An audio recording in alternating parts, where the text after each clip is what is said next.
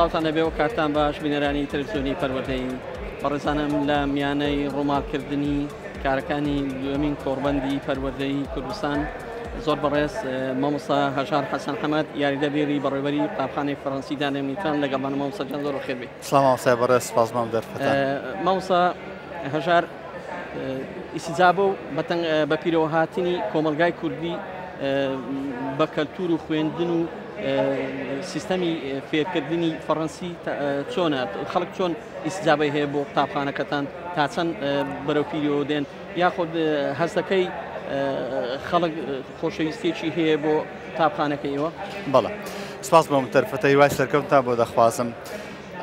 بەڕاستی ماوەی چەند ساڵێکە تەمەن بەگشتی خەڵکی کوردستان خۆشەویستیشان بۆ وڵاتی فەڕەنسا و بۆ کللتور و زمانی فەڕەنسی هەیە.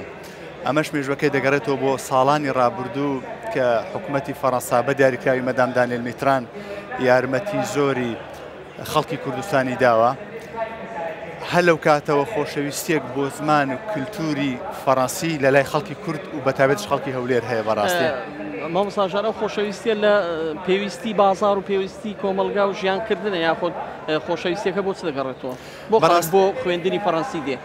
بەڕاستی خەڵکەکە خەڵکی کوردستان خەڵکی فەڕەنسیان خۆشەوە بە حکمەوەی لە کاتە سەختەکاندا یارمەتیان دراوە لە حکوومەتی فەڕەنساوە جا چ لە ڕووی ژیانکردن بێ چ لە ڕووی بابەتی پەروەردەی بێ و لە ناحەی خۆشەویست خەڵکەکە بۆ حکوومەتی فەڕەنسا و یارمەتیەکانیان خەڵک ئێستا زمان و کولتوری فەڕەنسی لا خۆشەویست بۆ بەڕاستی. مامۆستا حکوومەتی هەرێمی کوردستان وەزارەتی پەروەردە تا چەند ئێوە لەگەڵ پرۆگرام و سیستەمی خوێندنی وەزارەت هەماهەنگن ئەو هەماهەنگ و ئیشکردنە چۆنە؟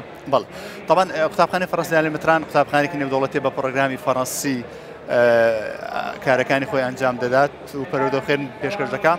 بەڵام لە هەمان کاتدا قوتابخانەی فەڕەنسی قوتابخانەیەکی فەڕەنسی کوردی دەتوانین بڵێن ناوی بنین چونکە لە قوتابخانەی ئێمە کارگێڕی کوردی هەیە بەڕێوەبەری کارگێڕی کوردی فەرمانبەری حکوومەتی هەرێمە و لە هەمان کاتدا سەرپەرشتی گوتنەوەی زمانی کوردی و عەرەبی دەکات.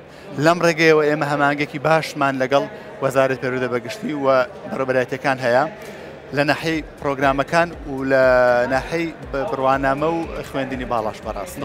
سپاس دەکەم مامۆستا جان. بەڕێزان و خۆشەویستانم سپاس بۆ ئێوەش.